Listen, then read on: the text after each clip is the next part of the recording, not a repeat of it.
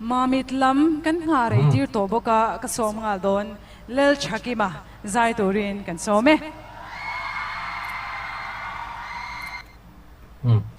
tua chuan kan khopa zai thiam MMA zai don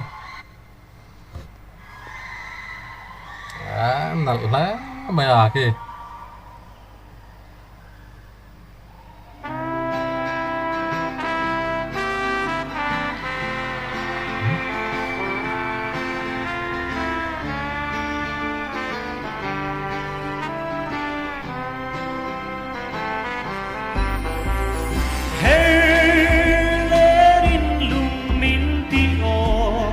wow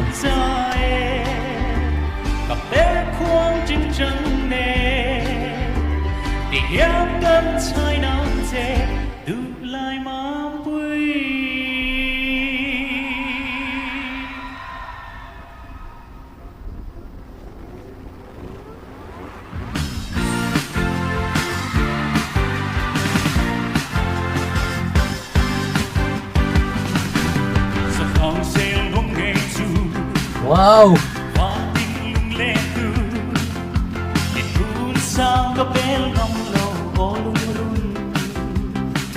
at lâu anh yêu rồi nào đi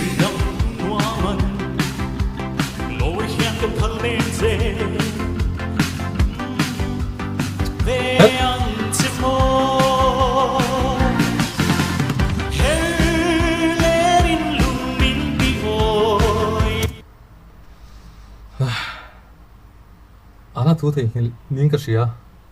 bây lẽ mày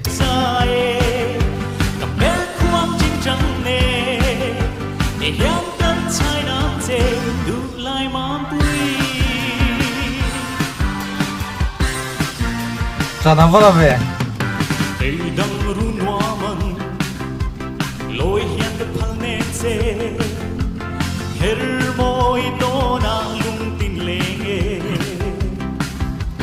đấy là cái gì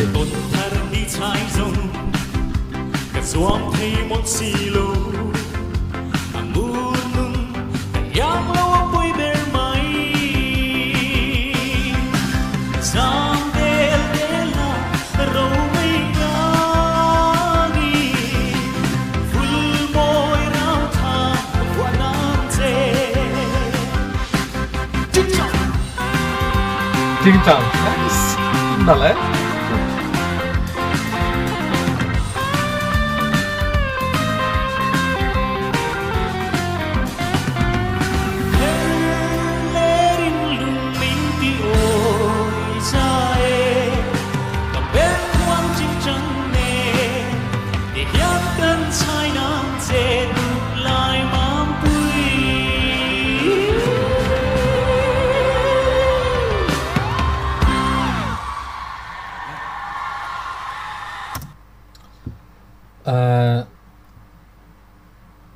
là sạch bạc cái cho nên là cái làm đào tạo ha mỗi tí đó mấy AO này nó in mil đó mấy SOM type ang lam pa ron sai na kha cái mà chon nal kala ti pera khatia la khami o anga sak thei tur chi kha ron thlang se ka du thu sa mania zani na hian aron thlang le chi a SOM pon kala ka asat to a moi I mean zani na hian ron save le chi a ka du thu sa mari ke chuan chu ti ro chuan an thu thengil pakhat anei zeu amai ro chu kha chu cái chu ka ngai dam mak hay cần không bị lệ sa anh ấy vàng vắt trần lutuk cái này mi lâu azai giống giống à nên azai xìa thì nó lại bắt bắt này lâu azai trả tuần bắt thu thì nghìn rất khoan này còn đây sẽ just comment cái ngay thả ulu ta vin khát lại cái rồi soi chuột này cái gì cả anh ngay đâm đòn này ngay đâm đòn là phèm cái stay sang có tập tê này to áo thùng đấy bên nào ô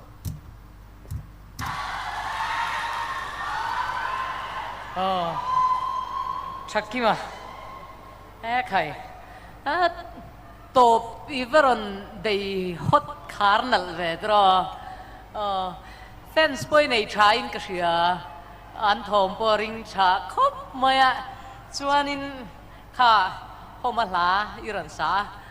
ma han ti don mi dro iron beinal khop maya in o po hi ai nang kat ti deu che pa ai nang trap chin lo nang ma a hian atir te changin stage performance bi ka hian chaper polin in ka sia mela po hian exam lo thina tin ne so thin sim ani chuanin zanina po khan iron ne so le viau maya chuanin kan rin lo dan deu in iron che a ka tha ka ti khop maya nang poni sianga hei top 10 china chuan in ti sual pal te kan lo chang ve to ni in thiam vek to hei mar khan pek don po hian in ang khafek maya han pek chu hi acha kom to ni ai in thiam hlom lu tu ga hi chuta chuanin kha athu reu ga matro kha ka chu engpo ni se in rin ni jana la omle do na khang kha kan en do nem don lo yam ti kha chu hei top 10 china chuan tlemin kan film khur le zual to do na kan soi ve me me nga kha chuanin izai shim po a tha a I kon fi a ti zel ro I ti tha lutuk izai tha iron sevel kha enge ashim shimin han shil phot mai te anuam gati tu in nge zirtir che or nangma in emni gati ingai to ai duan chwa vek mo itu mangin ron che ni shai I mu nom kher mai tro kalo ngai to a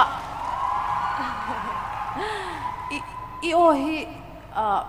o phakar te poi ka ti deu thina ma hi mo chan chu pol the hi nga ve ni chu nge nyang hei opor di ti deu trom ngai ang te poi sa theya chu ti ni lao Mizo lung len deu ang te po isak thei zia me ron mu to a zani na han Herleri ti hi ron thanga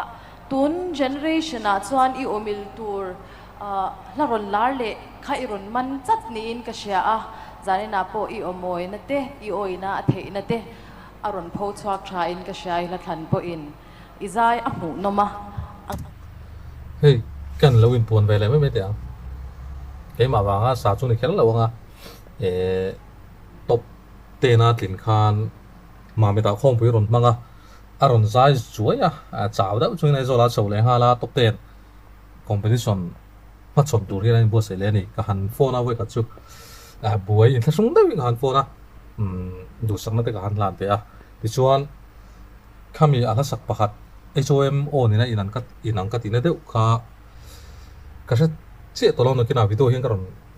display zo yanga ke edit thuna khata ala sak kha moi ka te a on in mil ka te chun gaming kha na comment sai mai man ta khanin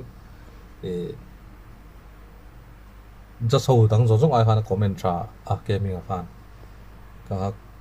ka han phone chuanin khati ang la lampang khami ang la lampang kha ron sale te just te lung po adum bering ka sia katia chuan midang pon an ti trau in kan ringa a chan chu adik reng boka mi zong zong kan ngai thla tu tam jok point kha la kha a tha kan ti le a o ne na in mil le a sak thiam kan ti chi ka ne te veka ke ma chau lo point thuro ni tam tak khai mi zo hi chu thuro in pek te in du sak te chu mi la chu tia khati ang ti chi kha kan ni hey Lalṭhakima hi a friends group te pok kan sia ma ta chuan ka oma ta chuanin ana sak tur chu mi la chu sa se mo yang chu mi la chu sa se mo yang ti kha tam tak ron soyan nei ani khati anga in du sak thin kha kan nia chu wang chu ke pon du sakin ka han ti a ni e te chu ti ve a ka tu soi wang kher kha ani ka ring lo chu ro chung ka du tu sa ma ron sa ni ke chuan ti kha kan ron soi le lo ani chu sarmi nga soi don em zani na hian nang ma hian lom na deuh mai kan ei chu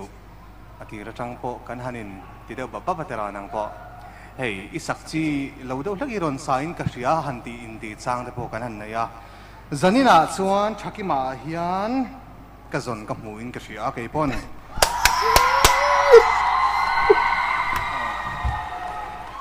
hei I o hi la chul rup mai sak na hian ko thina a black and white deuh rup mai han tiang chi a black and white hun lai nen hian I o hin nerem rio mai ya han tiang chi khai na ya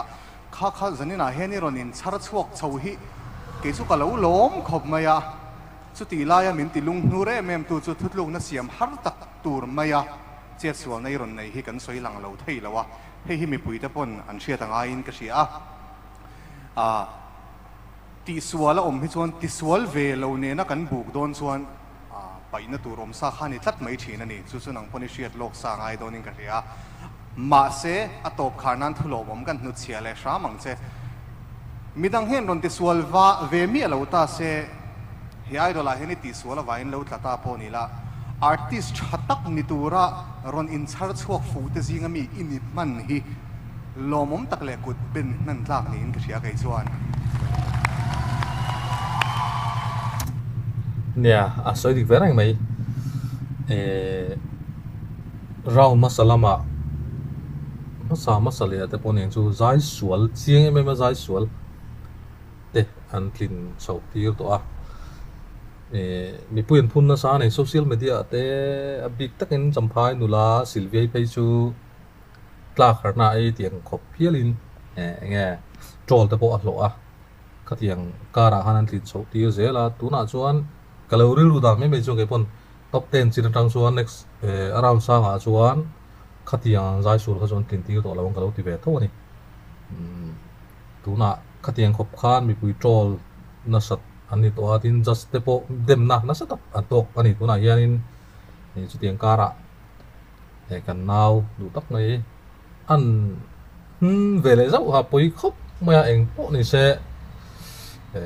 be se na sang tak nen in hak top pot meng o chung ka sei le du zoi big screen in Mamita college college zirlai ten an campus chunga an college compound an isu big screen an buat seya MZE in tin tum tho ma se an ti awangin ti lovin tiang chuanin an buat se ania en tu pon tam hle kan ringa zani apo han kalvia an vlog te po ka chak view chu ti rol chuan ti lai muna uluk te wala ngai thla ti lo ti hi ka du zo ka chu wang chuan kan lo clear kan lo react ve ani a thiamang tok tok in tin hey tran zong te chu mihring in kan nei ve a ka tran zong te ka zai thiam ti zong te po kan nei ve ka tran zong te le ka zai thiam ti zong te ti hen kan react ve nei me a zong sum hu nan ngor ti lang chuan en tinan Emmanuela te po mi pui support tu ngai em a vote an dia po vote sang mer ani ya chung te chu ani ya ka tian the kan chanela te po lo react ve tai la viewer te po te ma zong chu kan nei ve me thei te ma zong ti me la subscriber te po kan nei tam pha ve me thei chu ti ro chuan ka tiang zong a sum lak lu nan ngor ko ba tum bin lo khan ka zai thiam ti zong te ka support jelan ti nan ani do ber chu he thili ti ve ka ni ti kha kan no sei ve le lok ani chu zanin ihasak ron tram thakop mai tero an ron thau swam do ne mogatia angai no ma tin a mu nom tel bogani imba sai na sofiawem dar thalanga te inen tivel ti chit vele dok chano kative na sa ani chuan ani le Mamit marveng lam te hi tuna hen ka soilan lo thei lo chu government Mamit college kan college mo